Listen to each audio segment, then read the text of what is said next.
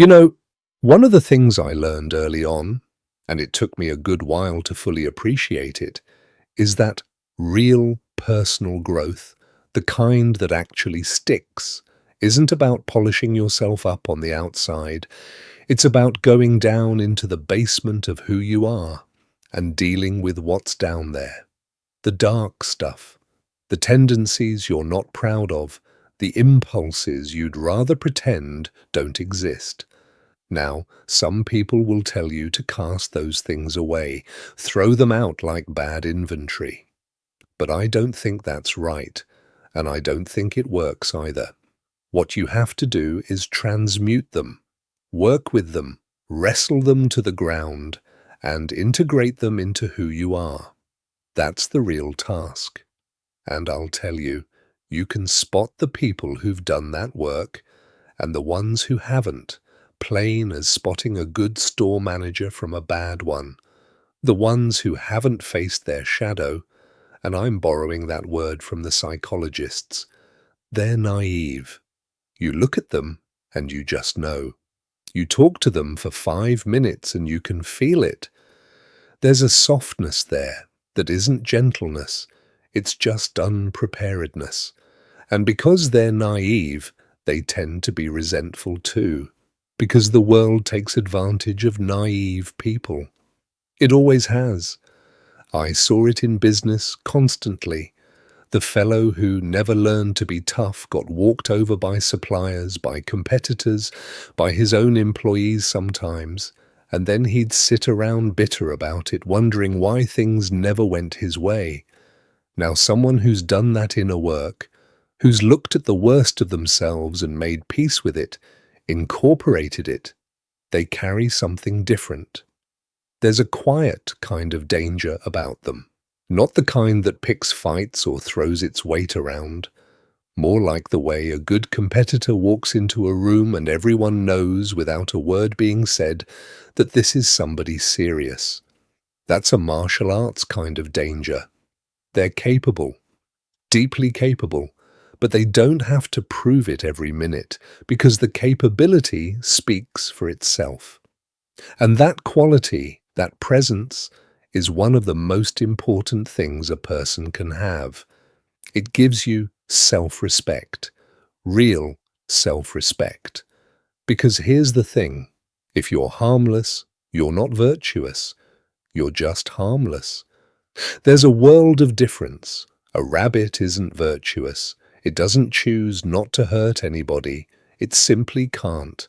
It just runs and hides and gets eaten eventually. That's not a moral achievement. But if you're capable, if you've got real teeth, real power, and you choose not to use it carelessly or cruelly, well, now you're talking about character. Now you're talking about something worth admiring. I built Walmart with people who had that quality.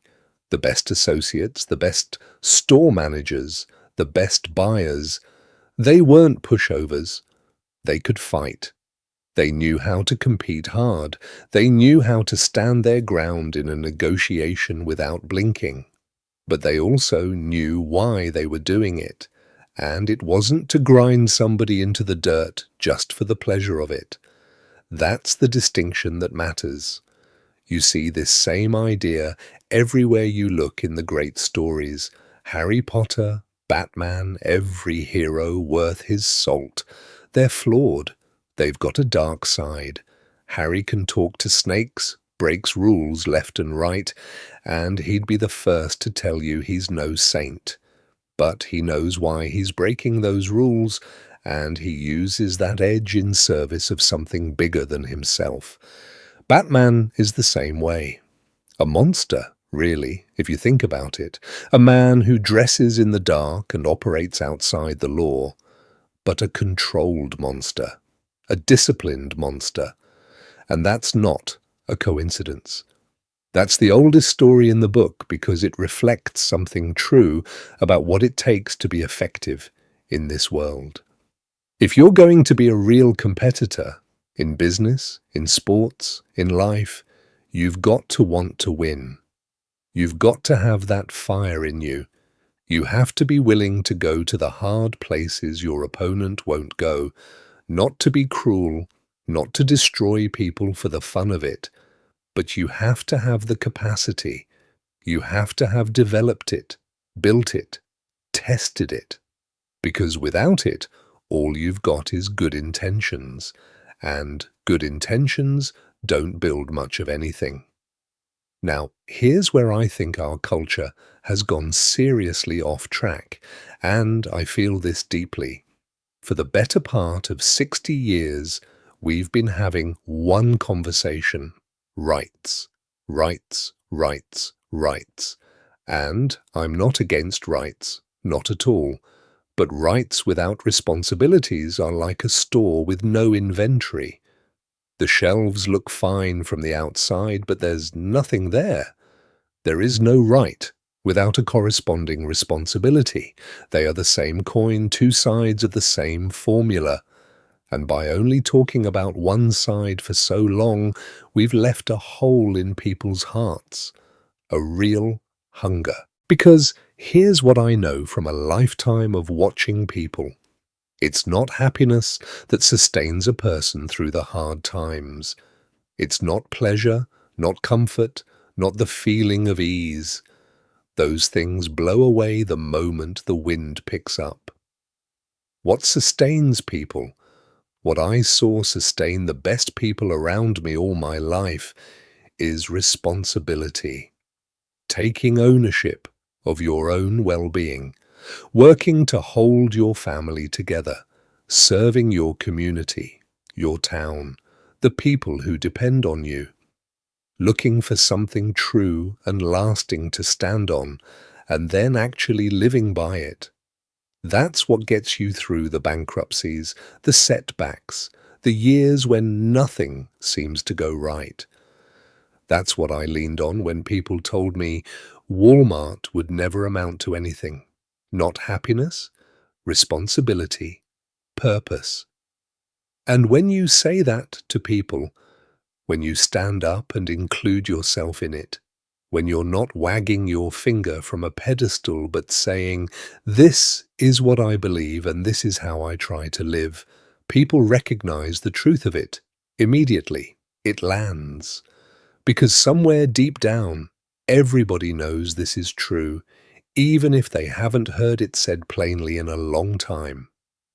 Now, there's been this troubling trend, and I want to speak plainly about it. There's been an effort to paint masculine competence, strength, capability, drive, as something dangerous, something to be ashamed of, something that needs to be managed or suppressed. And I understand where that comes from, to some extent. There are men who've used their strength badly and caused real harm. But the answer to that is not to hollow men out. That's not a solution. That's a different kind of catastrophe. What young men need to hear, and I wish somebody had said this more plainly to more of them, is go develop yourself.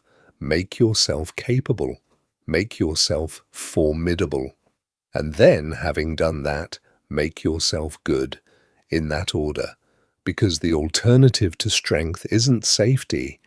The alternative to strength is weakness, and weakness does not keep anyone safe. Weakness makes people bitter. Weakness makes people dangerous in all the wrong ways, not the controlled, disciplined way of the martial artist, but the unpredictable, resentful way of someone who feels powerless and has nothing left to lose. You see it everywhere. The young men who go wrong, who lash out, who do terrible things, they're not dangerous because they're too strong. They're dangerous because they're too weak, and they know it and they can't stand it. I think about that New Testament verse, "The meek shall inherit the earth." Most people hear that and think it means be passive, shrink yourself, take a back seat. But I've read that the original word there isn't really about weakness at all. It's closer to describing a warhorse, tremendous power, fully under control. The bridle doesn't make the horse weak. It makes the horse useful, powerful and formidable, and then peaceful, in that order. That's the whole idea. You can't have genuine peace without the capacity for something other than peace. That's not weakness dressed up as virtue. That's genuine virtue built on genuine strength. Young men are being told today to suppress their competitive instinct, to not try too hard to win, to take a back seat, to be agreeable and non-threatening. And I want to say clearly, that is wrong. That is a disservice to those young men and, frankly, to everyone around them. What I'd tell them, what I'd tell my own people, is be a monster, an absolute monster in terms of your drive, your capability, your willingness to compete and push and develop yourself to your full potential, and then learn to control it, learn to direct it, learn when to use it and when to keep it in reserve. Because the strength you develop is not just for fighting. The strength you develop is the best guarantee of peace you'll ever have. When someone pushes you and you can respond with quiet confidence when you don't need to escalate because you know you could and you've chosen not to, that ends more confrontations before they start than any amount of appeasement ever will. The great psychologist Jung said that people need to integrate what he called the shadow, all those parts of themselves they'd rather not look at. And he said it plainly, this is a terrible thing to attempt. The human shadow reaches all the way down, farther than most people are willing to go. But the reason you have to go there is this. It's only by understanding the darkness in yourself that you can understand how ordinary people, people just like you and me, are capable of the kinds of horrors that filled the 20th century. When you study what happened in Nazi Germany or under Stalin, the question isn't what kind of monsters did these things. The answer, and it's an uncomfortable one, is that the perpetrators were ordinary people, people like us. And if you don't know that, if you can't face that, then you don't really understand human nature, including your own. And without that understanding, there's no real possibility of keeping those things in check. That's why the path to wisdom is narrow and seldom traveled. If it were just a matter of following your happiness and doing what felt good, everybody would be wise by now. But it's not that. It never was. It's a matter of looking at the thing you least want to look at and not flinching. It's a matter of knowing what you're capable of, truly capable of, the good and the terrible both, and making a conscious, daily choice about who you're going to be. That's not comfortable, but it's the only way I know to build something that lasts, in a business, in a family, or in a person. You either have that shadow, or it has you. Those are the only two options, and you don't make yourself safe by pretending it isn't there.